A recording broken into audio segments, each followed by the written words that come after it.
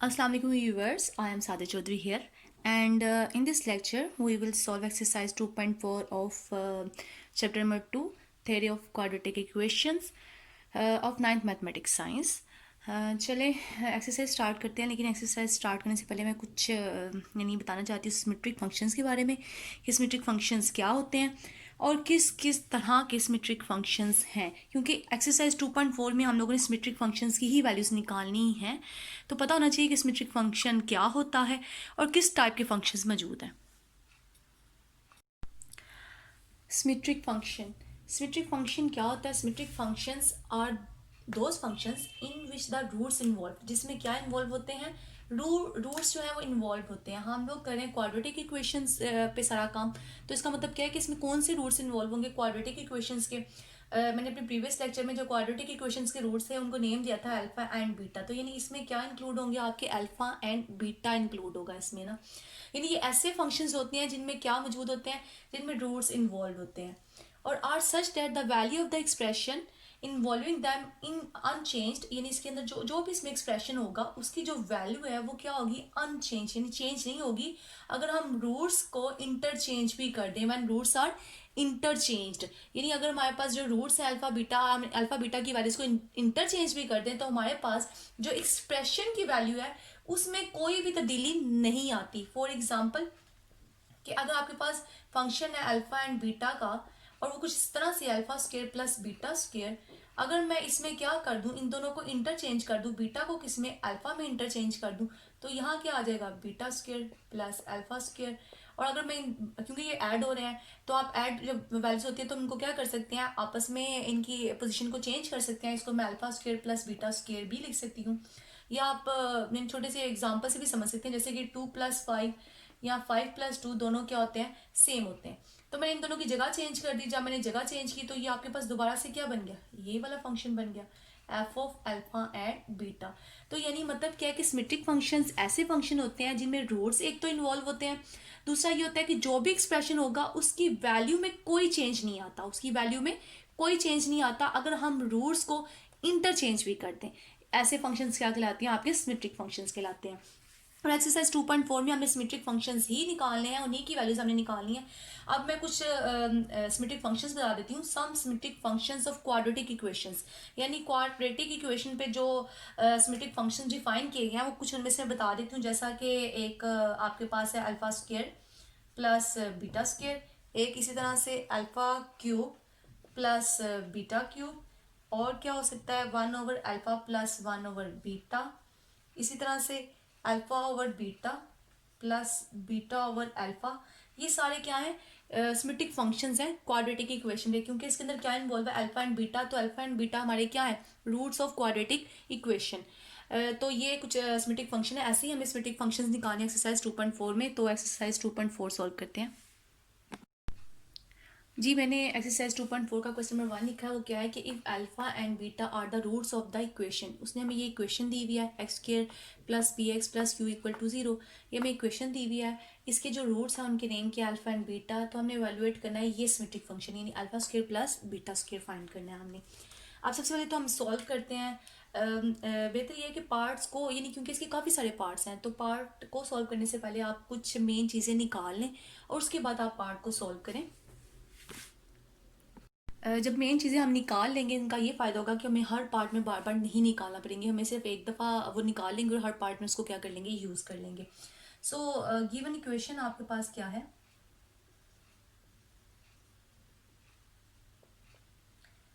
X square plus P of x plus Q, ये आपके पास given equation है।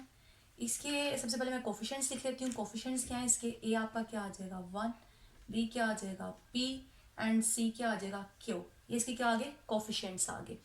अब नेक्स्ट मैंने क्या निकाला है? सम ऑफ द रूट्स निकाला है। सम ऑफ द रूट क्या था? Alpha plus beta.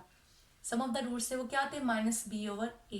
तो जब इसकी वैल्यू निकलेगी वो क्या वैल्यू निकलेगी आपके पास? माइनस यहाँ पे क्या आ जाएगा?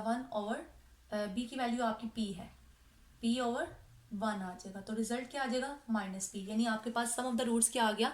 Minus P. अब प्रोडक्ट ऑफ द रूट्स निकालना है तो वो क्या होता है? c/a। तो सी की वैल्यू आपके पास क्यू है, ए आपके पास 1 है, तो आपके पास इसी वैल्यू क्या आ गई, क्यू आ गई। अब ये जो इतना पोर्शन है ये आपका हर पार्ट में यूज़ होगा। अगर आप पार्ट सॉल्व करने से पहले ये निकाल लेंगे तो आपको एक ही दफ़ा निकाल लेंगे, फ़ायदा हो जाएगा, बार बार निकालना नहीं पड़ेगा हर पार्ट में। चलिए अब फर्स्ट पार्ट लिखते हैं जो इस क्वेश्चन का है, जो हमने सॉल्व करना है। हमने एक सिमेट्रिक फंक्शन निकालना है alpha square plus beta square, ये हमने निकालना है, इसकी वैल्यू हमने फाइंड आउट करनी है। अब अगर मैं एक वी नो डैट कि अल्फा प्लस बीटा अगर मैं होल स्क्वायर लिखूं तो ये किसके इक्वल होगा, first term square plus second term square plus 2 फॉर्मूले का first term multiply second term. अब मैंने इसमें से जो वैल्यू निकालनी है वो मेरी ये वाली, बाकी जो टर्म है वो एक्स्ट्रा टर्म है। अगर मैं उसको उस साइड से राइट साइड से मूव करवा दूं लेफ्ट साइड पे तो क्या आएगा, alpha plus beta whole square minus 2 alpha and beta, तो alpha square plus beta square, ये वो चीज़ है जिसकी मैंने वैल्यू निकालनी है और इनको हम यूज़ करेंगे। यानी बेसिकली जो ये आपके sum of the roots and product of the roots हैं उन वैल्यूज़ को हमने यूज़ करना है इन सिमेट्रिक फंक्शंस को कैलकुलेट करने के लिए। तो अब मेरे पास अल्फा प्लस बीटा की वैल्यू क्या है, माइनस पी, और अल्फा बीटा की वैल्यू मेरे पास क्या है, क्यू है। तो यहाँ से क्या आ जाएगा पी स्क्वायर और यहाँ से क्या आएगा माइनस 2q, तो रिजल्ट क्या आ गया, alpha square plus beta square is equal to P square minus 2q। ये वो चीज़ थी जो मैंने कैलकुलेट करनी थी, यानी वो सिमेट्रिक फंक्शन था जो रिक्वायर्ड था हमें, वो ये था कि alpha square plus beta square उसकी वैल्यू क्या आई है, पी स्क्वायर माइनस 2q। अब इसी तरह से हम इसका एक और पार्ट सॉल्व कर लेते हैं, इसी क्वेश्चन का पार्ट नंबर 3 कर लेते हैं जी। जो थर्ड पार्ट है क्वेश्चन नंबर 1 का वो है alpha over beta plus beta over alpha.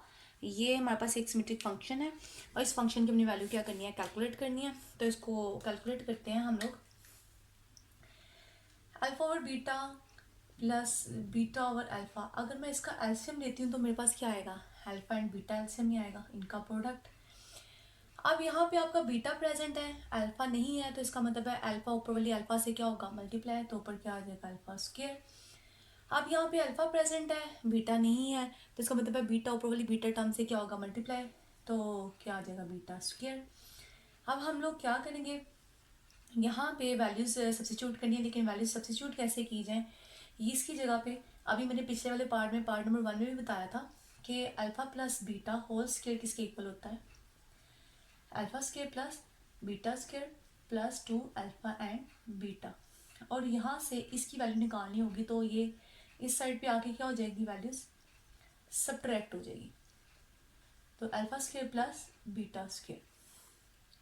तो अब हम इसको यूज़ करते हैं, इस जगह लगाते हैं, तो क्या आएगा आपके पास, alpha plus beta whole square minus 2 alpha beta और अल्फा बीटा।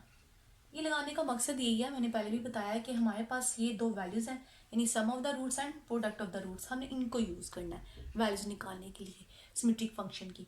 अब अल्फा की वैल्यू आपके पास, अल्फा प्लस बीटा की वैल्यू क्या है, माइनस पी स्क्वायर माइनस 2, इसकी वैल्यू क्या आपके पास, क्यू, नीचे भी क्या आ जाएगा, क्यू। अब आप इसको सिंप्लीफाई कर लें, P square minus 2q over Q, इससे ज़्यादा वो हम सिंप्लीफाई फॉर्म में नहीं लिख सकते, तो ये आपका क्या है, रिक्वायर्ड आंसर है, यानी इस सिमेट्रिक फंक्शन का क्या है, आंसर है। ये आपके पास सिमेट्रिक फंक्शन की वैल्यू आ गई। अब क्वेश्चन नंबर 2 पे चलते हैं। क्वेश्चन नंबर 2 भी इसी तरह से है, उसमें भी कुछ सिमेट्रिक फंक्शन दिए हुए हैं और इक्वेशन चेंज कर दिया है और वहाँ पे भी हम वैल्यूज निकालते हैं जी। क्वेश्चन नंबर 2 की स्टेटमेंट है, if alpha beta are the roots of the equation 4x square minus 5x plus 6 is equal to 0 then find the value of. कुछ पार्ट्स दिए हुए हैं, यानी उन पार्ट्स में हमारे पास क्या है, सिमेट्रिक फंक्शंस हैं, हमने उन सिमेट्रिक फंक्शंस की वैल्यूज़ निकालनी है। और जैसे मैंने पहले बताया कि हम लोग वो पार्ट सॉल्व करने से पहले कुछ बेसिक जो वैल्यूज़ हैं वो हम निकाल लेते हैं जो हमारे उन पार्ट्स में यूज़ होनी है, ताकि बार बार हमें कैलकुलेट ना करनी पड़े। तो सॉल्व करते हैं इसको। जो हमारे पास गिवन इक्वेशन है वो इक्वेशन क्या है,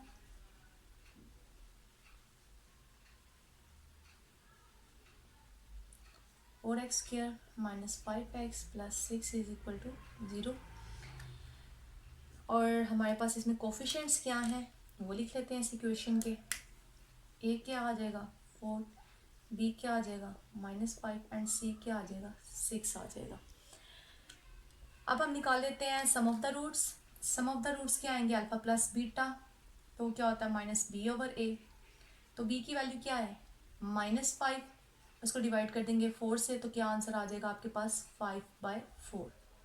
अब प्रोडक्ट ऑफ द रूट्स यानी अल्फा इंटू बीटा, वो क्या होता है सी ओवर ए होता है, और सी की वैल्यू क्या है 6/4 आ जाएगा, क्योंकि ए की वैल्यू क्या है 4 है।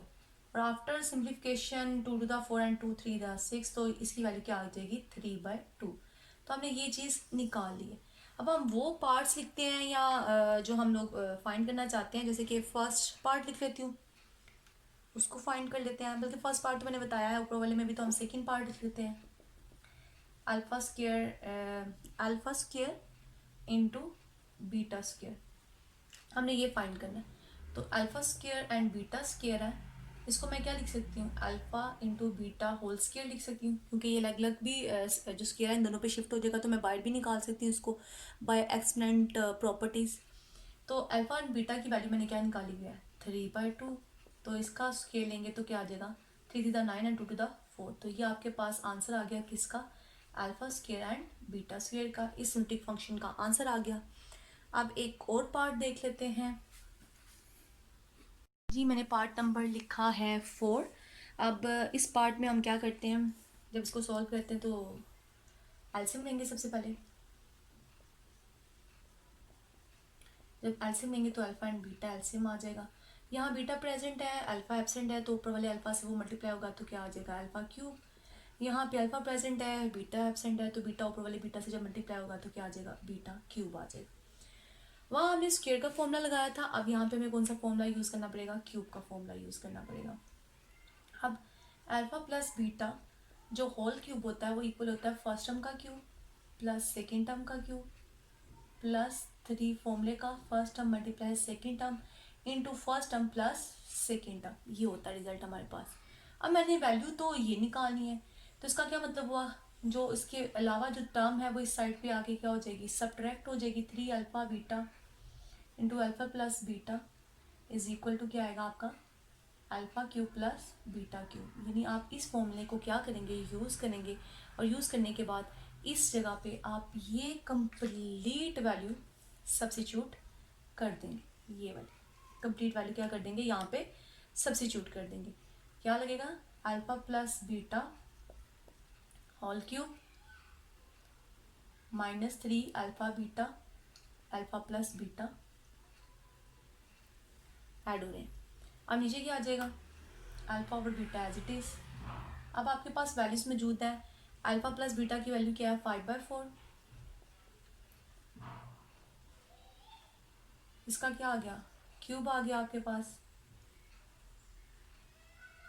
नेक्स्ट -3 और अल्फा बीटा की वैल्यू आपके पास क्या है 3/2, और नेक्स्ट अल्फा प्लस बीटा की वैल्यू क्या है आपके पास फिर से again 5/4 divided by 3/2।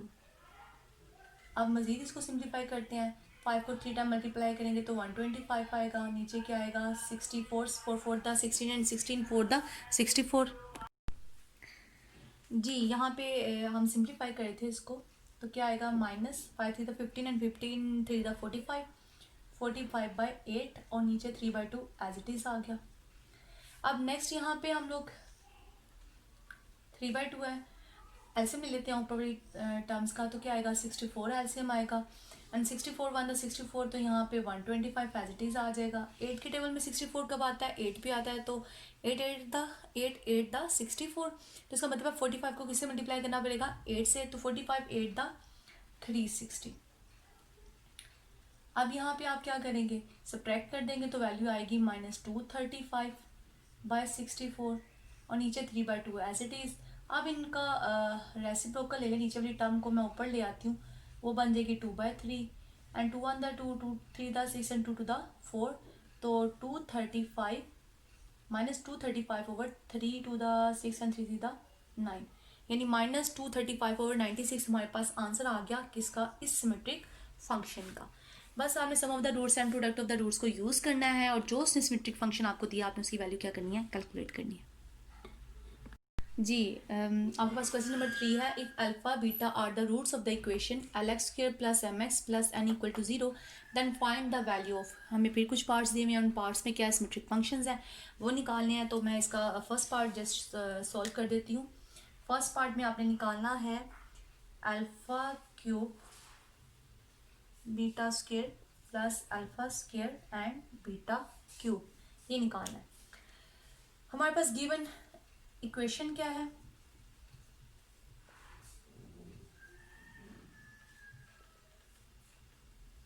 LX² plus MX plus n equal to 0।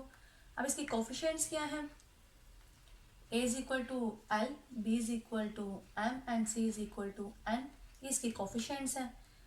अब हम निकाल लेते हैं sum of the roots. Sum of the roots क्या होते हैं, अल्फा प्लस बीटा यानी minus B over A. B की वैल्यू आपके पास क्या है m, और a की वैल्यू क्या है आपके पास l।